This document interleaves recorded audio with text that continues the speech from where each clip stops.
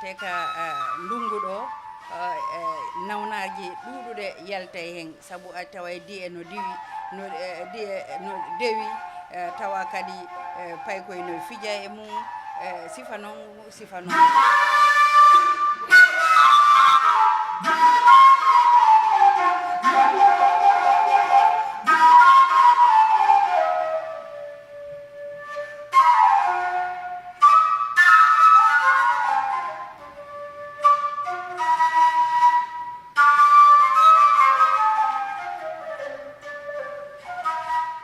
Assalamu alaikum musidɓe fulɓe ndaroɓe fulɓe TV Gambia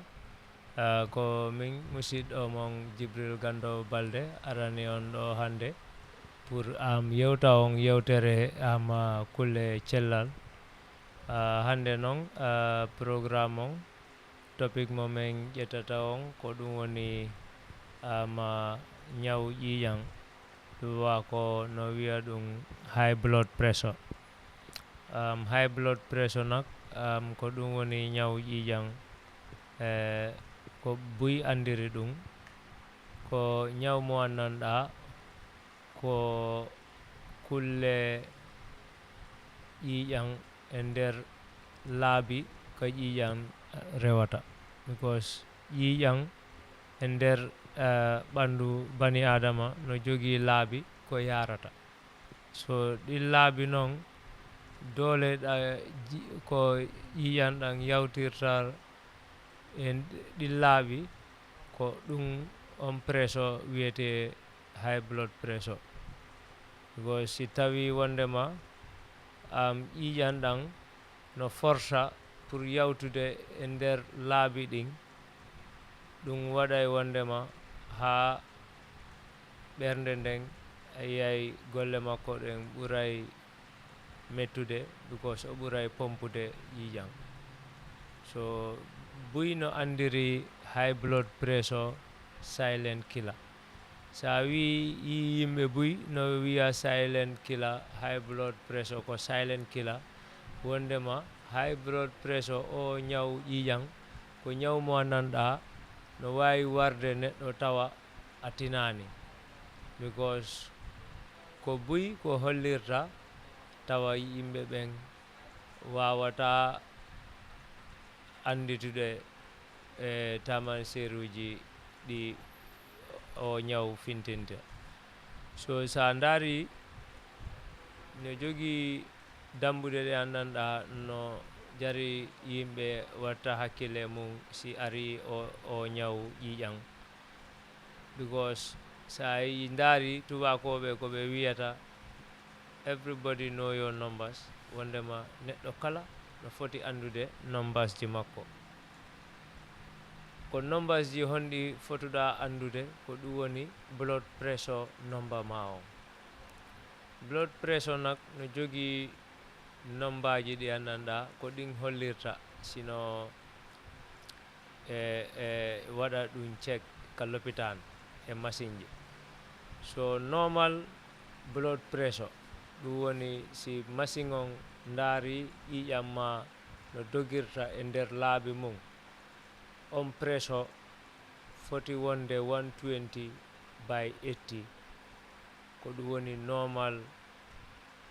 blood pressure measurement 180/80 so 180 ɗum kono ɓernde nden pompirta no pompirta ɗum ɗon ƴiƴam ɗan e ɗimmo on etti on kono so o pompi simo fowtade ɗo yo heɓude ƴiƴam goɗɗam ɗan o foti pomputude ko on watte meeso wona etti so o 120/80 ko ɗum woni normal blood pressure measurement mo nanɗa mo kala o fotude andude fotude gardude kadi watta e hakkille muɗum waktu kala sina every month a wawani ɗum cegude every 3 months mala every 6 months a foti yawde l'hôpital ma pharmacie ɓurtoma ɓaɗade ɓe waɗanama check blood pressure ma ɓe anda an si blood pressure ma on si pressure ƴiƴam maɗan siɗan ƴeeŋi e siɗan ƴeeŋani because no wawima bettude taw no ƴeeŋi an a tinani ko ɗum waɗi ɓe wiya ɗum silent killer. Stage ji nak high blood pressure ko ɗum waɗi o ñaw ƴiƴam no jogii stages, no jogii fannaji e nder ñaw o. Stage folo on fanna folo on ko ɗum woni stage 1 ɗon blood pressure counting on yahay ha 130 ma ha 139, diastole on yaha 80 ha 89, so te ko 120 80 woni normal on. So si a ƴeeŋini ha an a yeehi 130 by 90 o by 89 tawa an a fuɗɗima ƴeeŋinde blood pressure ma o. So ko on stage woni stage folo, first stage. Stage ɗimmo on second stage on ko ɗum woni sa hewtoyi 140 because ko normal foti wonde 120 by 80 an a yawti 130 ha a yeehi 140 by 90 o by 100 tawa an pressure ma on fuɗɗima ƴeeŋude e doole sa because ɗon ko stage 2 wonɗa. So si ɓurinoma ɗon a iwoyi 140 a yeehi 150 160 170 ha 180 goɗɗima ha 200 tawa ɗon ko crisis, ɗon ko problem because a woni wattuma wannanɗa ɗon sa wallaka eno ɓuri yawirde rek aɗa wawi heɓude caɗele ɗe andanɗa no metti pour ruttinde. So en daari noon signs and symptoms o ñaw high blood pressure ko wiyete ñaw ƴiƴam ko kulle piiji 4 wonto taman seruji ɗin no bokki hen hoore muusu mo annanɗa ɓoyay, no bokki hen kadi ɗimol ngol tampere ɗe anndanɗa ɗum kadi ɓandu ndun fof tinata ɗum. Tammol ngol a yiyay goɗɗima a giilete wonoma a faalama yande ma aɗa giile toujours. Ɗi fof ko taman sirriji ɗi anndanɗa kala yiiɗe ɗum e ɓandu ma aɗa golla aɗa yaha yiiɗa sifa ɗum ko fuɗɗa wodde ko ɗum woni yaha l'hôpital ɓe ɓurdoma ɓadade pour ɓe waɗama check ɓe anda ɗe giile o hoore muusu o tampere ɓandu siko malaria e siko high blood ɓe anda because sina ɗum no wawi wonde silent killer o silent killer ɓe wiyata o high blood pressure because mo wawima nangude o suuɗo e nder ɓandu ma tawa tinani aɗa sikka ko tampere rek golle tawa ko o ñaw woni e arde e ma because stage uji ɗin no e haaliri ɗon stage 1 yaha 130, stage 2 yaha 140, stage 3 yaha ha 180 ha 200 donc sa hewtoyi ɗon tawa an a tinani ɗi taman seruji ayi ɓanduma no wawima accande caɗele ɗe anndanɗa hay docteur ɓe tampay pour walludema pour ruttinama no wonnoɗa. O ñawnok ha joni e ñaw high blood on yimɓe ɓe anndanɗa no jogii o ñaw high blood pressure ɓe wawi kadi heɓude ko anndanɗa ko ɗum woni muusu ɓernde ha joni e taman seruji ɗin. Muusu ɓernde ma waɗa fiil wondema ɓernde ma nden no sukki o kadi ko goɗɗum ko taman seru ma anndanɗa yimɓe no fotimo accide hakkil ha pari goɗɗi kadi wawi o addande kadi tawa sukku ɓernde a wawata fofude no fotiɗa fofirde noon ɗum kadi ko goɗɗum ko anndanɗa yimɓe foti ɗum accude hakkille moƴƴa ha pari kadi hoore muusu moƴƴa kadi woɓɓe sa yahay ha ɓe waywa ko feetere naati ɓe because ɓe waɗay confuse ɓe haala piiji ɗi anndanɗa wona ma ɓe faala ɗuman dogude dulaji. Goɓɓe si wallaka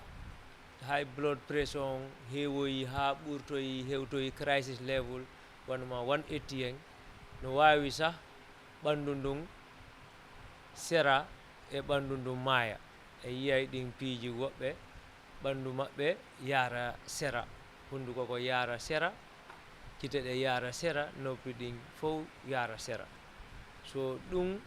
ko watta ɗum ko ɗum woni wondema silent killer on ɓooyi e nder ɓandu ma high blood pressure on ɓooyi e nder ɓandu ma yawti stage 1 yawti stage 2 yawti stage 3 ha joni anga wawani andutude o ko o ñaw woni e natude e nder ma so ko ɗum waɗi si hewtoyi o level no wawima waddande tampere ma nanda hay l'hôpital sa yeehoyi toon ɓe tampay kamɓe kadi pour wawama ruttinde e no wonirnoɗa ɗo so ko ɗi woni tamanseruji ɗi andanda kala yiiɗo ɗum ko emergency si ɓandu ma fuɗɗike yarde yeeso ɗum ko emergency si confusion fetere fuɗɗima natude ɗin fof confusion emergency ji ɗi andanda kala yiiɗo ɗum musidɗo ma no waɗa ɗum ma a yii ɗum e hoorema sa ko foɗɗa wadde ko ɗum waɗi doga law l'hôpital daɓɓoya ballal ka golloɓe dambugal cellal ma sa wawani hewtande hoorema ko foɗɗa wadde ɗum woni ya noddu 1025 ɗum woni health ama line on sa noddiri ɗon any network mo joguiɗa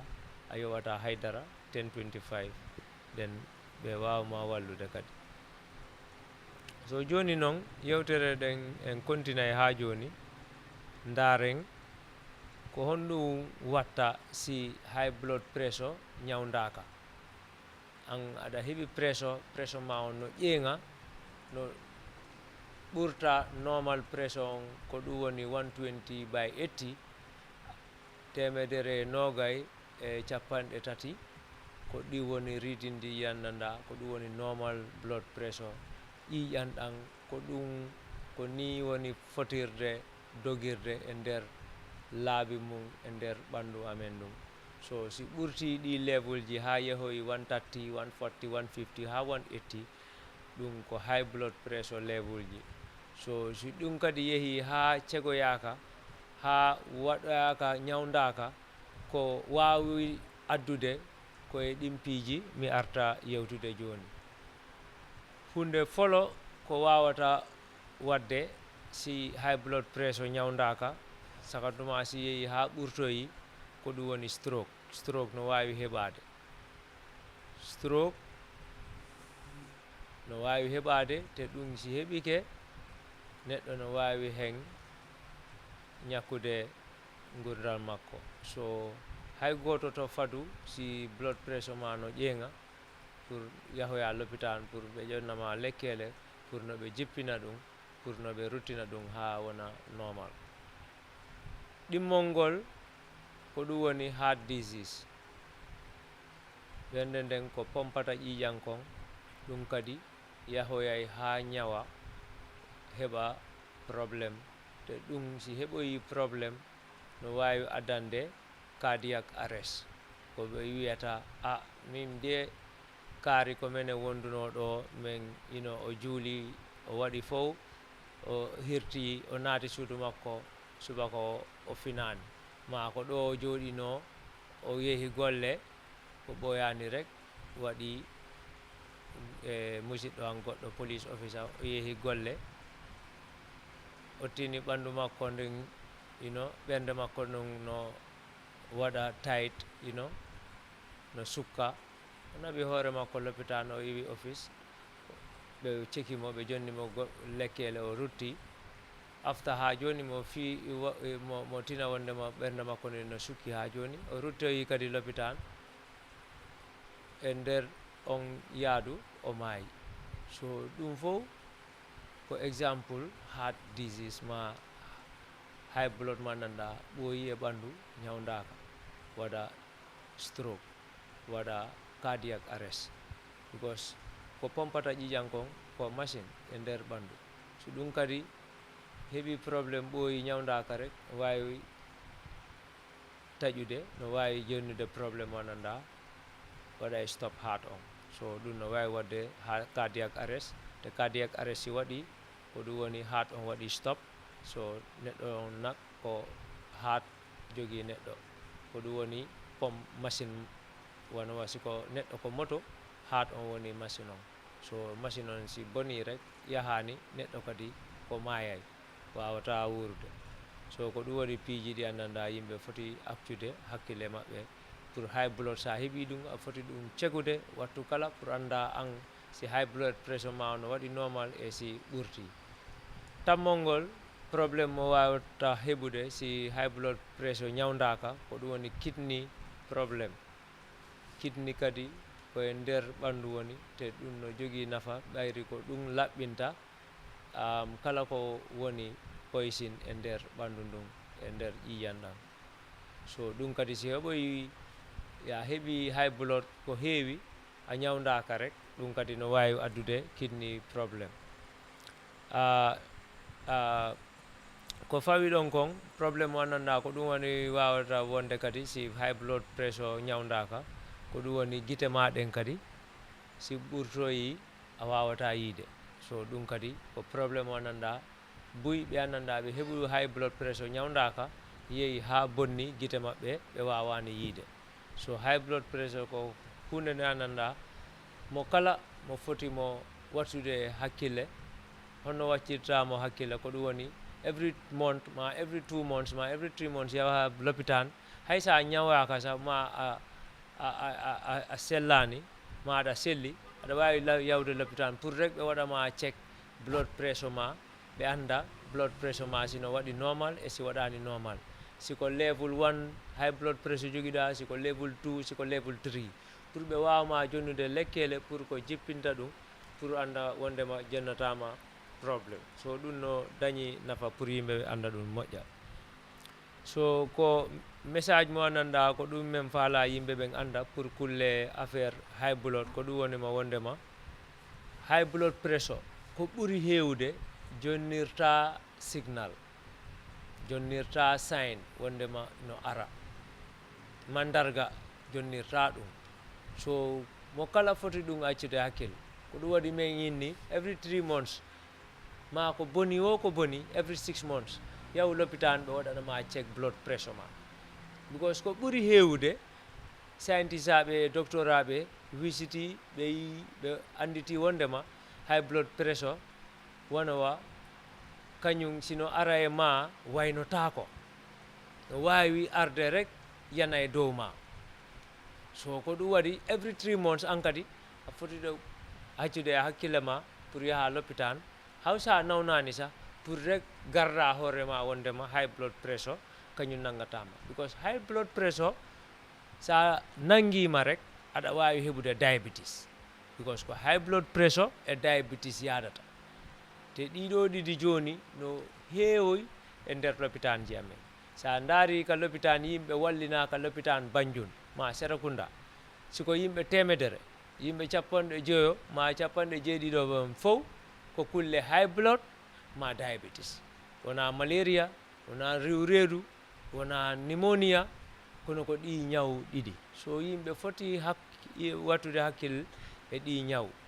te ko honno dandirten hoore amen e ɗi ñaw no jogui nafa ko ɗum woni wattu kala every month yahu waɗa check blood pressure ma every 3 months ma every 6 months kono ta jooɗo hitande an a andani blood pressure ma ko level hombo woni siko normal 120/80 siko 140 siko 180 an a anda ɗimmol ngol pour danda hoore amen ko ɗum woni ye ñameteji annanɗa hewani lanɗan ñamete hewɗo lanɗan ko watta ɓuuray jonnirdema risque ma chance pour heɓa o ñaw high blood tammol ngol pour danden hoore amen ko ɗum woni e waɗu actif waɗa physical exercise doga sa wawani dogudu waɗu yaadu rek teppere ni tawa yaway ɗum rek sa waɗi ɗum 30 minutes ɗum ko exercise sa wawani ɗum kadi taro nder galle ma mba nder salle ma waɗa jumping e nder suudu ma ɗum fof ko form of exercise wonanima rek wondema yaha ka football field ma dogoya ka basket lawn ɗum woni exercise hay mawɓe no wawi wadde sifa ɗi exercise ji taroɗa si fitiro yawti ɗo yo gueƴe yonde aɗa wawi tarade galle ɗen ha gueƴe yona on waktu mo watta ɗum a waɗi exercise a waɗi active so ko ɗum woni stay active pour danda hoorema e o kulle ñaw high blood namol ngol ko ɗum woni siɗa fiima ma aɗa yara konjang ɗum kadi a foti ɗum accude because ɗum kadi ɓuray hebbinde risque on pour heɓa o ñaw high blood komin gaynirta ɗon e o kulle ñaw high blood ko ɗum woni sa yeehi l'hôpital a visitama a cekama ɓe inni aɗa jogui stage 1 ma stage 2 ma stage 3 high blood kala lekki ɓe jonnuma eto yara lekki kin ha ɗe gasa because ko ɗum wallatama pour jippina high blood pressure ma o addamo ha normal kono sa ƴettani lekki ma no docteur wiri ni aɗa wawi jonude hoorema probléme so ko musidɗo on Jibril Gando Balde wonanno on ɗo pour yewta on kulle high blood pressure komi gollata ɗon ko ɗum woni Directorate of Health Promotion and Education Health Communication Unit on dambagal jogiiɓe kulle janginde andinde yimɓe kulle kibar cellal e kulle ñawbuji e honno ɓe dandinta hoore maɓɓe e ñabuji e ko honno kadi ɓe anditita ñabuji ɗi annanda ɓe wawi ɗi wattude hakkil so meɗen jara e Fulɓe TV Africa arɓe ɗo pour wadde men o interview eɗen jara sista amen Kadidiatou Diallo e team makko on fof e nder Fulɓe Africa TV eɗen jara kadi golloɓe ɓen fof Ministre of Health fuɗɗoro ka boss amen Dr Samate ya ha ka director an Mr Michael Mendy e programme manager an Mas Diouf e kala gollowo l'hôpital nder Gambia l'hôpital mawɗo e l'hôpital Tosoko Gambia Banjul ha Koyna ma any health post kala ko annanda aɗa golla kulle cellal meɗen ma jara meɗen ma duwano pour Allah hokkama cellal Allah hokkama jam pour wawa wadde golle maɗe so on jarama